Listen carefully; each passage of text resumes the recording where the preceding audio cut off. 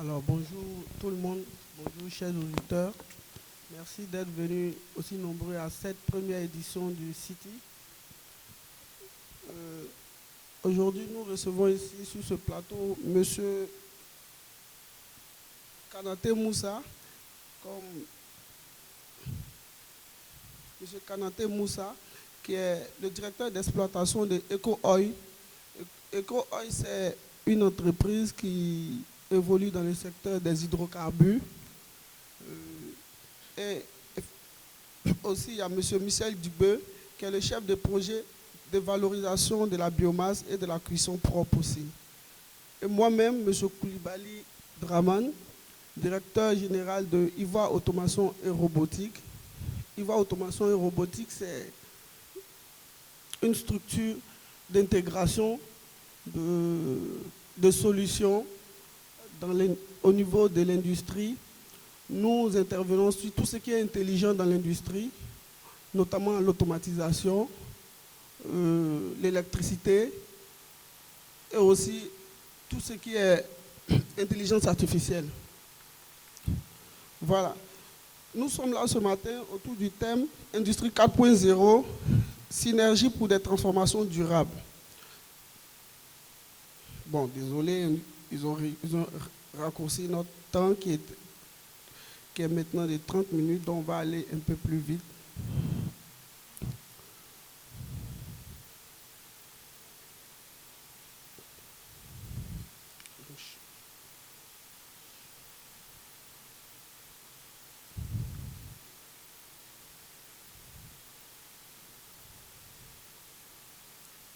Ok.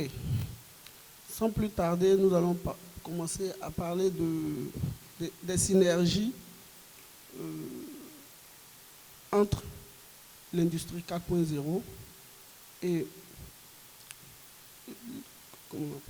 l'énergie, tout ce qui est le domaine de l'énergie. Donc on va passer la parole à M. Kanaté Moussa, qui va nous apporter son expertise et son expérience sur tout ce qui est énergie. En même temps, nous dire comment il voit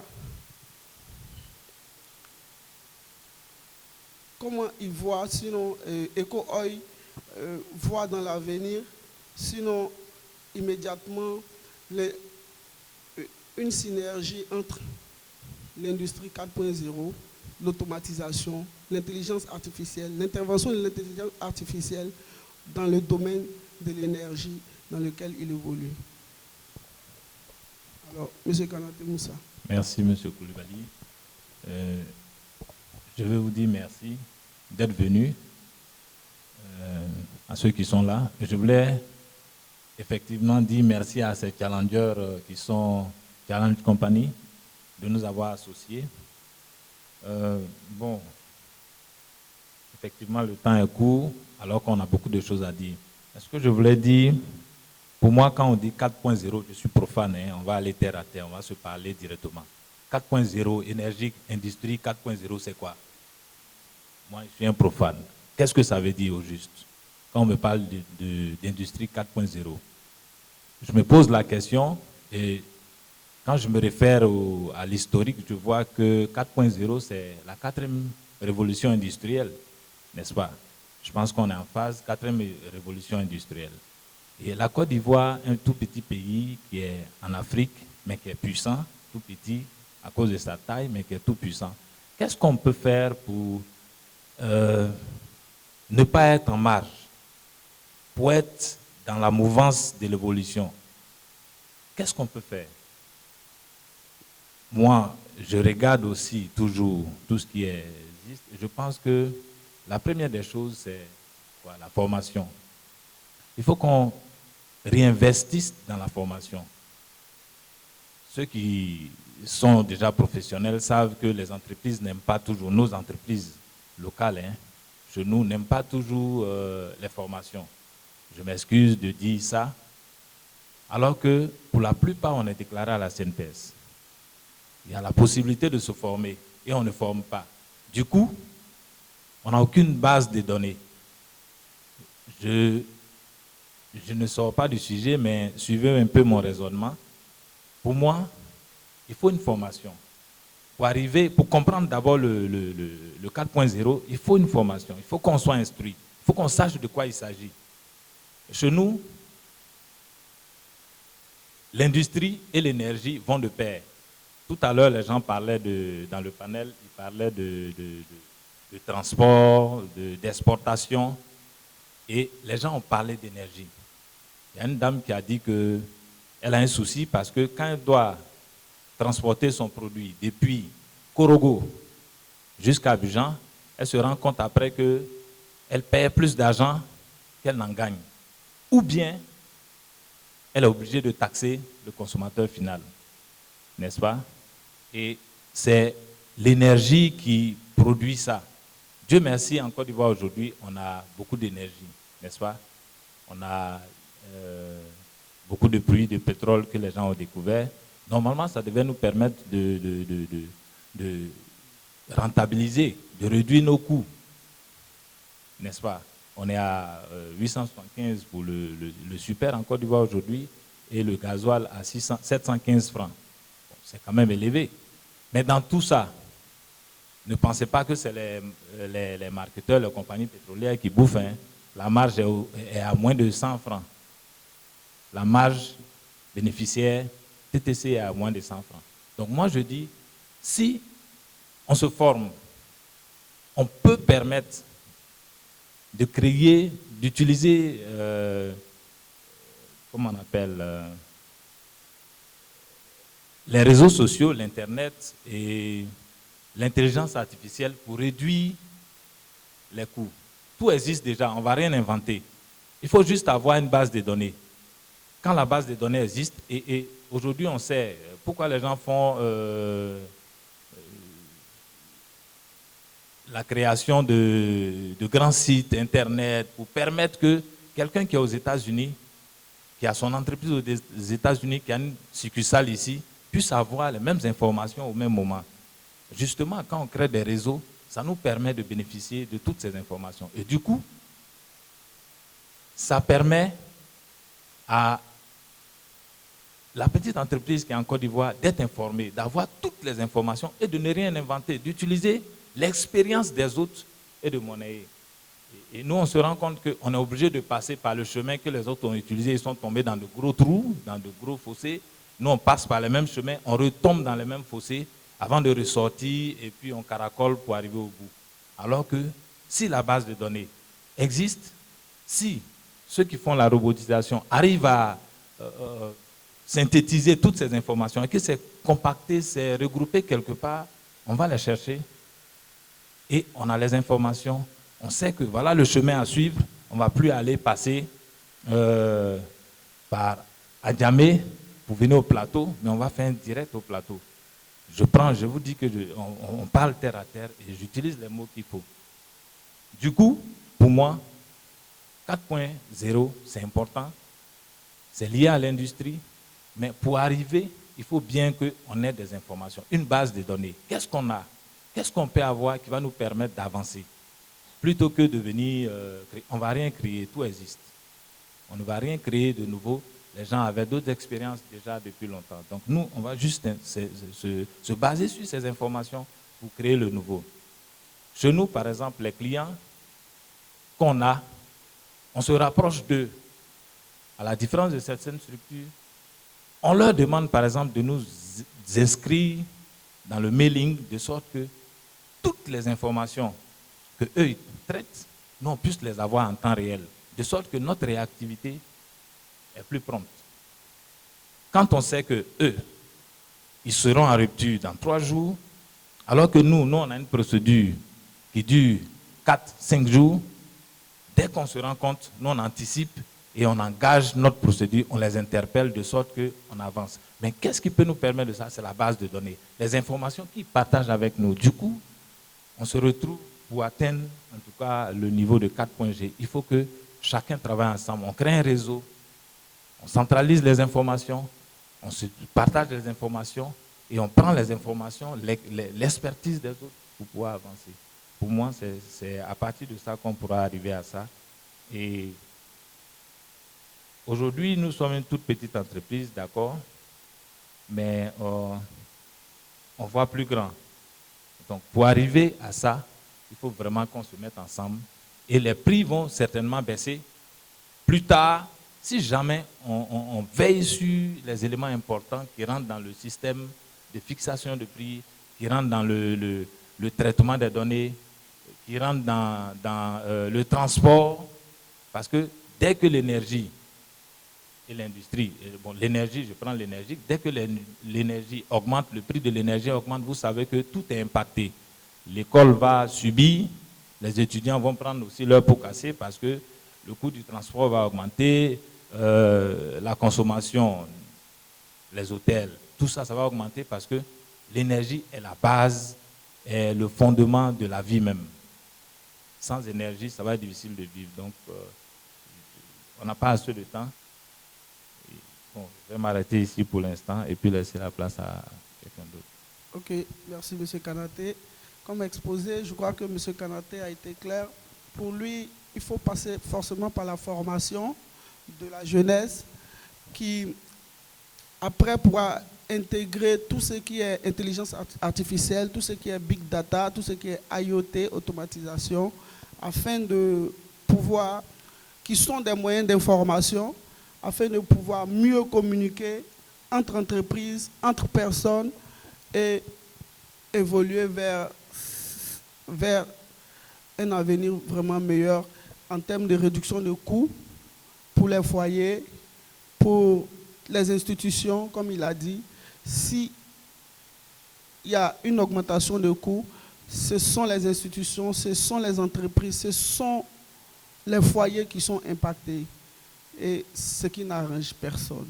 Pour éviter ça, je crois qu'il a montré, pour moi, il a montré, je pense, l'impact à son niveau de l'industrie 4.0 à travers tout ce qui est IA et moyens de communication.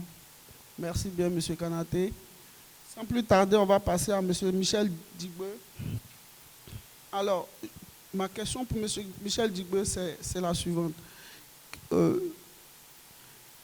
Quels projets soutiennent l'Agence de développement belge dans ce domaine-là de l'industrie 4.0 ou de l'énergie en Côte d'Ivoire? Ok, merci monsieur. Je suis Michel Digbe, comme vous avez dit. Je travaille à l'Agence belge de développement Enabel et je suis chef de projet de valorisation énergétique de la biomasse et de la cuisson propre. Le projet est mis en œuvre par Enabel en Côte d'Ivoire et financé par l'Union européenne. Voilà. Donc le projet a été mis en route depuis le 1er février 2024 pour une durée de 4 ans. Donc, par rapport à votre question, je dirais que l'objectif même d'une agence de développement, c'est de pouvoir développer et concevoir et mettre en exécution des projets qui auront un impact, voilà, un impact pour le pays, notamment la Côte d'Ivoire. Donc, notre mandat dans le cadre du projet, c'est d'accompagner le secteur privé, notamment les industriels, à réduire leurs charges d'émissions et qui a un lien avec la consommation. Parce que dans le cadre du projet Vabicui, dans lequel je suis, notre objectif, c'est de promouvoir les innovations qui vont non seulement traiter les déchets et le produit qui est généré, c'est soit de la chaleur qui va être injectée dans le processus de production. Cela veut dire quoi? Une entreprise à la base qui générait ces déchets et qui ne savait pas en quoi faire, aujourd'hui, ces déchets, elle les valorise, elle produit, elle les valorise via un procédé ou une innovation, et l'énergie qui est générée est remise dans le circuit. Ce qui veut dire quoi? Cela va permettre à l'entreprise de réduire ses coûts énergétiques et réduire également sa charge polluante. Donc, en le faisant, l'entreprise que nous accompagnons sera un modèle. Donc, c'est pour nous l'approche que nous mettons en œuvre dans le cadre de ce projet. Donc, les entreprises industrielles, transformateurs, voilà, là je viens de l'expliquer. On a également les entreprises qui sont fournisseurs et développeurs de solutions. Ça peut être des solutions en lien avec le digital, par exemple. Ça peut être des solutions en lien avec une innovation technologique. Voilà. Donc l'objectif est d'amener l'industriel à pouvoir maîtriser sa consommation énergétique, réduire ses coûts énergétiques et être une entreprise, je veux dire, respectueuse du climat. Donc c'est cette approche que nous essayons de promouvoir dans le cadre du projet Vabiqui. Voilà. Ok, merci M. Digbe. Comme M. Digbe vient de le signifier, l'Agence belge de développement a des projets avec les industriels en Côte d'Ivoire dans le sens de la réduction de l'impact carbone de ces industriels-là et aussi de réduction de coûts de transformation des déchets que génèrent ces industries. Aussi, ils sont avec des intégrateurs de solutions dans le même cadre, mais pas forcément la transformation des déchets, mais osons retenir que l'Agence belge de développement participe pour la réduction des coûts à travers la transformation des déchets qui passent forcément par des processus industriels automatisés, hautement automatisés, afin de réduire l'impact carbone vraiment de ces industries-là. Ok, merci M. Digbe. Et puis bon, pour me passer la parole, parce que à la base je suis panéliste avant d'être modérateur. Comme on dit nos chers panélistes,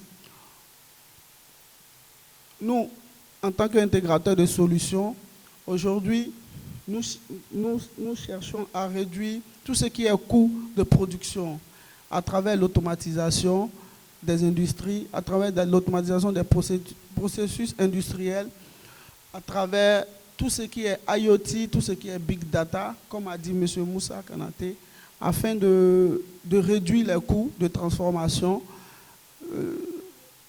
Comme réduction de coûts de transformation, on va d'abord déjà imaginer des machines dans une industrie qui communiquent entre elles, qui arrivent à faire l'autodiagnostic sans trop d'intervention humaine. Tel est aujourd'hui notre, comme on peut le dire encore, comme on le dit en Côte d'Ivoire, la jeunesse. C'est ça qui est notre combat aujourd'hui. Et ce combat-là ne peut pas se faire sans tout ce qui est énergie. On ne peut pas parler d'industrie sans énergie.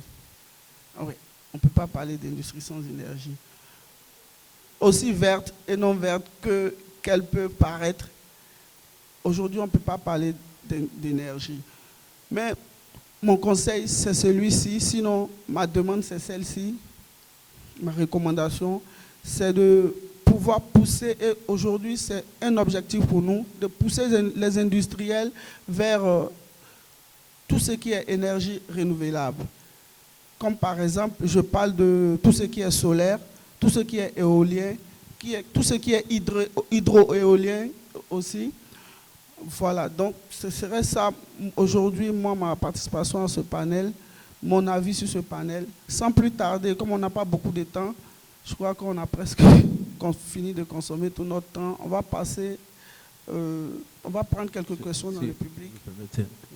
Bon, en fait, aussi, pour renchérir ce que vous avez dit, c'est vrai qu'on parle d'énergie renouvelable, mais on ne peut pas, sans aucun...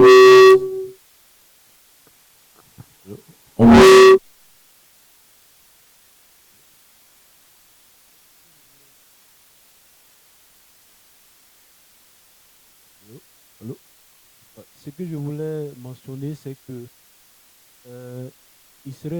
c'est bien de parler des énergies renouvelables, mais il faut aussi mettre l'accent sur le mix énergétique. C'est très important. Voilà. C'est-à-dire que amener les industriels en même temps faire le lien entre énergie fossile et, et énergie renouvelable. Ça veut dire quoi?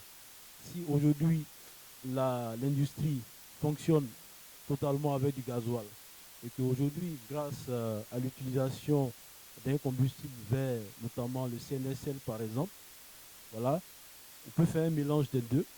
Voilà, ça permettra de vraiment réduire les coûts.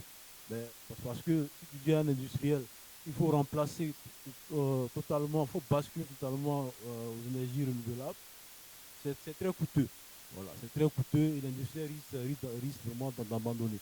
Donc c'est vraiment faire ce mix-là pour qu'on puisse avoir ces deux sources d'énergie et qui pourront stimuler la production industrielle. Merci.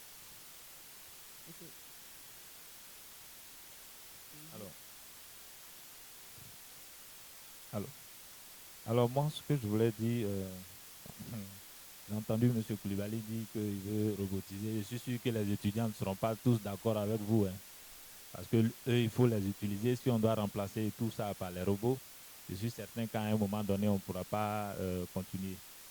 Mais on est obligé d'arriver là. Mais moi, ce que je dis, quelle est la base de données, par exemple, des anciens, ceux qui ont existé avant nous, les pays qui ont eu une expérience avant nous? Qu'est-ce qu'ils ont fait? Parce qu'ils sont passés par le même chemin que nous. Aujourd'hui, ils sont dans la robotisation. Mais quel est le résultat qu'ils retiennent? Est-ce qu'ils ne sont pas en train de vouloir revenir à l'ancienne maison? Donc, si leur expérience existe, pourquoi on n'utilise pas et tirer le meilleur de ça? Moi, c'est ma préoccupation. C'est pourquoi j'insiste un peu plus sur certains éléments qui semblent pas perceptibles. Et bien sûr, je suis d'accord avec M. Dugueux.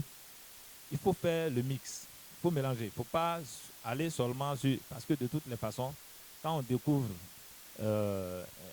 un gisement à baleine, ce n'est pas pour l'oublier. Il faut l'utiliser.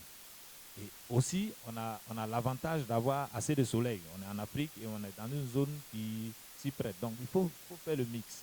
Il faut utiliser aussi les produits dont il a parlé. Parce que nous, chez nous, c'est notre combat. Il faut réduire l'émission des gaz à effet de serre. Parce que c'est important.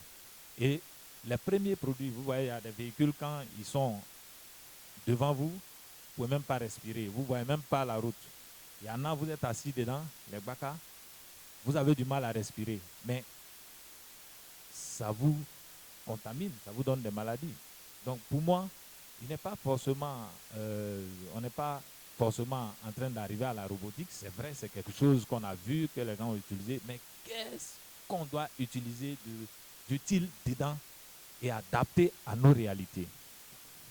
Vraiment, c'est ce que je voulais qu'on retienne, adapter à nos réalités, tirer le meilleur, parce qu'en Afrique, on a beaucoup de cadres, de personnes utiles qui peuvent faire la symbiose entre ce qui est utile et nous tirer le meilleur. Et c'est ça que je souhaite qu'on regarde attentivement.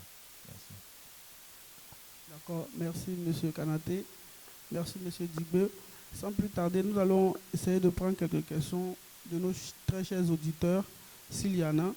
Et comme le temps ne nous laisse pas le choix que de raccourcir notre panel.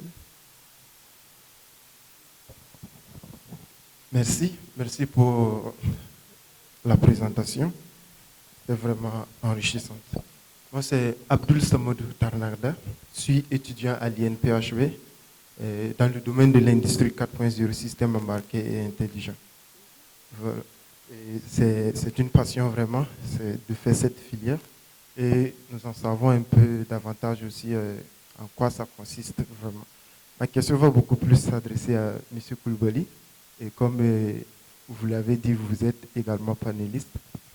Je voudrais savoir actuellement des exemples concrets parlant des entreprises nationales qui sont déjà dans l'étape, je vais dire, comment je vais dire, qui sont en train d'émerger pour tendre vers l'industrie 4.0. Est-ce que vraiment ces entreprises, parce que les multinationales, je sais qu'il y a pas mal de multinationales qui sont déjà là-dedans, avec des équipements high-tech, est-ce que ces entreprises ivoiriennes sont vraiment préparées à pouvoir intégrer l'industrie 4.0? Et aussi, une question pour M. Kanaté. Dans le domaine des hydrocarbures, on nous a dit, on aimerait savoir concrètement les types d'énergie où on peut intégrer, ou bien l'efficacité énergétique, en réalité, l'efficacité énergétique, comment l'industrie 4.0 vraiment peut faire un apport sur l'efficacité énergétique, si vous pouvez en parler davantage.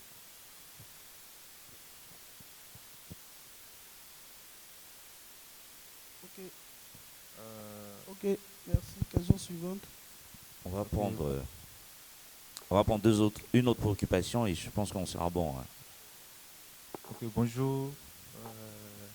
Merci aux auditeurs de les interventions. Moi, c'est Adèle Jean-Pierre, étudiant à l'INPHB en industrie 4.0. Disons que l'industrie 4.0, c'est la 4e révolution industrielle. Ça veut dire que nous avons eu une première révolution, une deuxième, une troisième et une 4e révolution. La première révolution, c'est l'utilisation des machines à vapeur. La deuxième, il y a eu la production de masse. La troisième, c'est l'automatisation. Aujourd'hui, nous voyons dans nos industries, c'est des systèmes automatisés. Maintenant, la 4e révolution, c'est d'ajouter les outils informatiques, comme on appelle ça l'intelligence artificielle, le big data. C'est tout ce qui est une nouvelle technologie liée à l'industrie pour pouvoir prendre des décisions. Maintenant, comme exemple, nous avons eu l'intervention de la dame par rapport au manque avec les normes européennes. Par exemple, l'industrie 4.0 peut apporter une solution, comme ça veut dire créer un système de blockchain, ça veut dire crypter avec un code QR. Ça veut dire sur les mangues, il y a des codes QR, de telle sorte qu'il y ait une traçabilité. Avec cette traçabilité, on peut savoir que la mangue est produite peut-être à Korogo, dans telle zone, et cette zone, ce n'est pas une zone forestière, ou bien ce n'est pas une forêt qu'on a détruit pour pouvoir planter la mangue. Avec cette traçabilité directement, on appelle ça comment même, l'Union européenne peut savoir où est-ce que la mangue a été produite, d'où elle vient. Donc, l'industrie 4.0 intervient dans tous les domaines avec des solutions innovantes, c'est-à-dire des solutions des nouvelles technologies. Donc, nos industries aujourd'hui sont automatisées, c'est-à-dire la 3e révolution. Maintenant, pour qu'on puisse venir sur la 4e révolution, c'est juste utiliser tout ce qui est outil informatique. Très bien, merci pour la contribution. Je pense qu'on va permettre à la dame derrière de poser sa préoccupation et on va clore ce panel. Merci, bonjour à tous. Je suis Mbraniki, fondatrice de la Maison du Recrutement Afrique, un cabinet de recrutement. J'accompagne aussi des clients extérieurs en France qui viennent en Afrique pour implanter leur entreprise. Aujourd'hui, ma question est pour Monsieur Digbe, si je ne me trompe pas. C'est quel type de projet vous avez déjà accompagné ou mis en place pour optimiser la production et réduire les déchets dans votre process 4.0, d'industrie 4.0. Merci. Très bien. Nous sommes finalement à combien de questions? 3. On va répondre rapidement et puis on va attaquer le dernier panel de ce salon. Ok, on va chercher à répondre à ces 3 questions. Pour la première question, M. Abdoul de l'INPHB, qui demandait un exemple concret d'entreprise qui évolue dans l'industrie 4.0. Sinon, les entreprises ivoiriennes sont-elles prêtes à recevoir l'industrie 4.0? Si c'est bien ça. Aujourd'hui, en Côte d'Ivoire, on voit une croissance au niveau des industries, on voit des nouvelles industries, de nouvelles zones industrielles qui s'implémentent partout. Et pour mon expérience dans certaines entreprises en Côte d'Ivoire et dans la sous-région, dans lesquelles nous avons implémenté des systèmes de contrôle-commande, des systèmes de SCADA, d'automatisation, de communication à distance. Quand je parle de communication à distance, c'est-à-dire, par exemple, on implémente un système à Korogo et on a les données de production en temps réel à Abidjan sur un écran. L'état de marche des machines, les diagnostics, les autodiagnostics et tout ça. Aujourd'hui, je pense que les entreprises ivoiriennes sont plus que prêtes à recevoir l'industrie 4.0.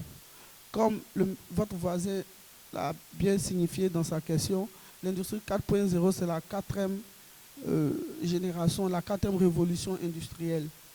La numéro 3, c'était l'automatisation simple. Là, on parlait des machines en stand-alone.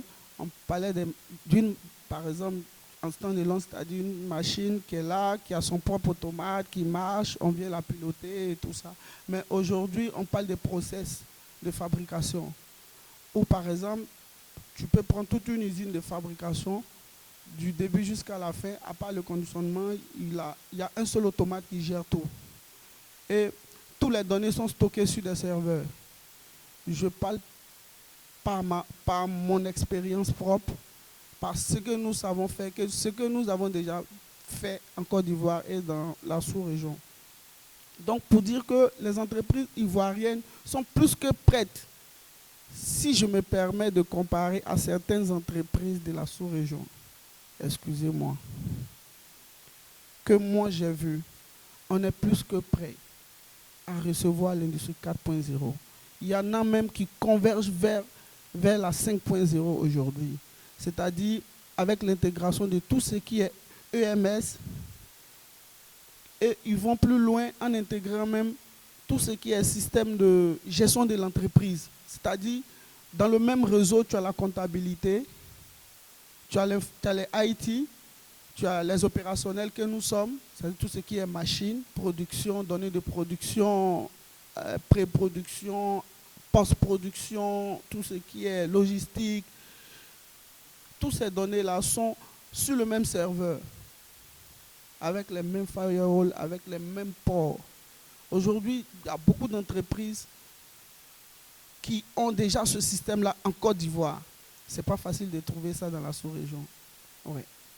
Bon, comme on l'a dit, je n'ai jamais montré mon village avec la main gauche. Certes, mais la réalité est là. La réalité est là. Donc, on est plus que prêt. On avance bien et je sais de quoi je parle. Vous pouvez faire des recherches. Aujourd'hui, c'est libre. On a Internet pour faire des recherches. On n'a plus à se blaguer aujourd'hui. Hein. C'est libre, libéral. Vous pouvez faire des recherches sur Internet. Vous pouvez faire des visites d'entreprises. Je n'ai pas envie de citer certaines entreprises ici. Sinon, ça sera de la publicité. Voilà. Donc, aujourd'hui, je crois qu'on est prêt.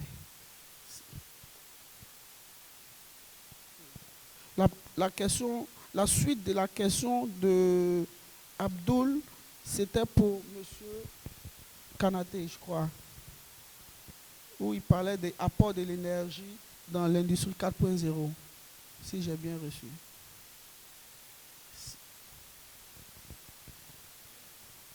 Allez-y, s'il vous plaît. Est-ce qu'il a le micro?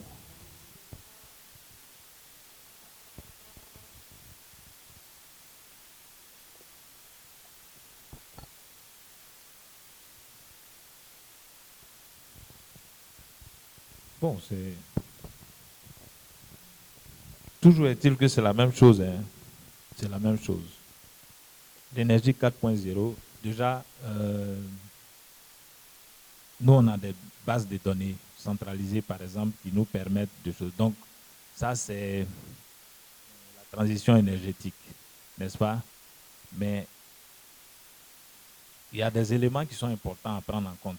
C'est vrai que nous, chez nous, on fait des efforts déjà, mais il y a des politiques qu'il faut mettre en place. Par exemple, quand je regarde au niveau de l'État, il faut des réglementations et une politique qui puisse encourager qu'on puisse mettre ça en place. J'avoue que le secteur de l'énergie aujourd'hui et du pétrole, il y a beaucoup de choses qui sont faites. J'allais dire même que c'est l'un des secteurs les plus réglementés.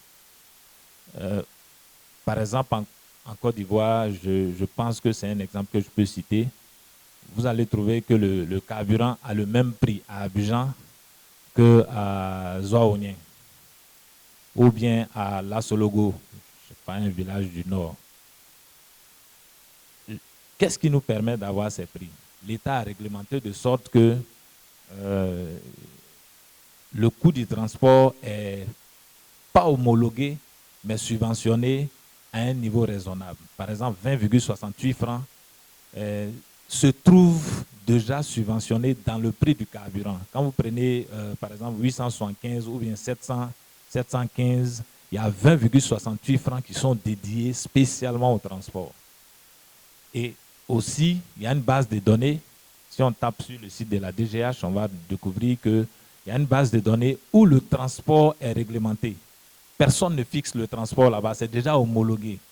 Par exemple, dans la zone d'Abidjan et agglomération, très proche d'Abidjan, c'est-à-dire c'est une distance entre le dépôt et le lieu de livraison.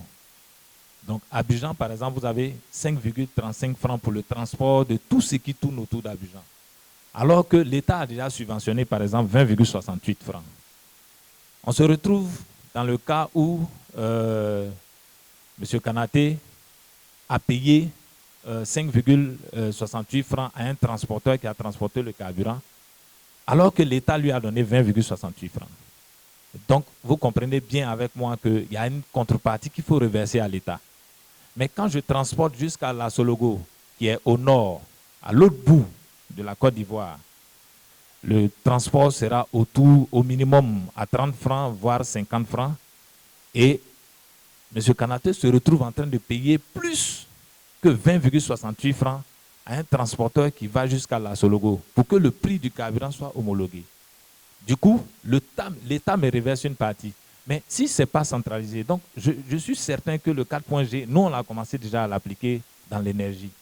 C'est vraiment clair pour moi, on a commencé à l'utiliser. Et il y a certains pays qui sont nos voisins, ils n'ont pas ce système.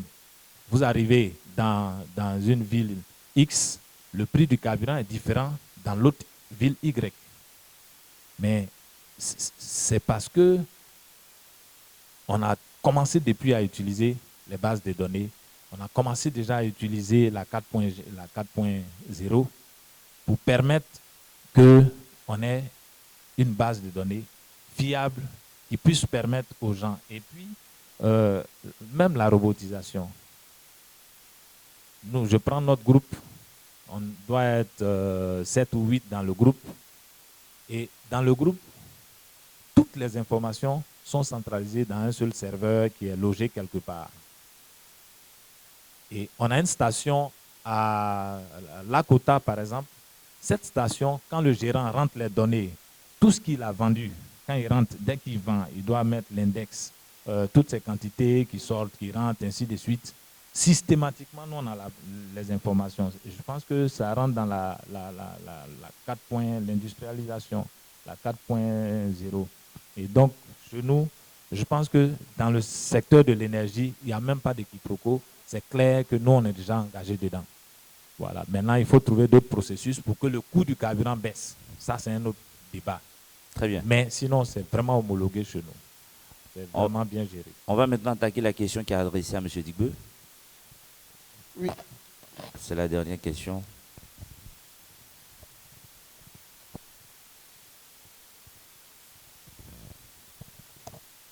La question c'était de savoir quel type de projet avez-vous déjà implémenté? Sinon, avez-vous un cours qui rentre dans le processus qui met en exergue tout ce qui est énergie et industrie 4.0, si j'ai bien expliqué. Sinon, on va redonner le micro à la dame pour bien nous expliquer, s'il vous plaît.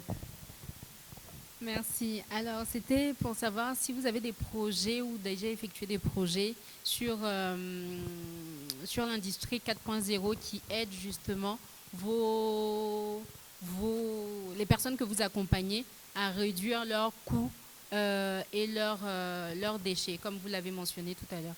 Ok. Merci madame. Merci. Bon, il faut dire que nous sommes à 6 mois d'exécution du projet. Pour l'heure, on n'a pas encore accompagné d'entreprises qui développent une solution 4.0. Mais ce que je peux dire, c'est que nous sommes en train de... nous avons un projet en cours qui va permettre de pouvoir faire la promotion de l'utilisation du combustible appelé le CNSL. C'est-à-dire c'est le combustible qui est produit à partir du traitement des coques dans la cave et qui peut être comme un fuel, c'est-à-dire que ça peut être utilisé comme du gasoil par exemple, hein, pour faire fonctionner, si vous voulez, les machines. Donc pour nous, en faisant la promotion de ce combustible-là, c'est de pouvoir non seulement encourager le mix énergétique et puis amener les industriels à réduire leurs charges énergétiques et en même temps leurs charges polluantes. Donc,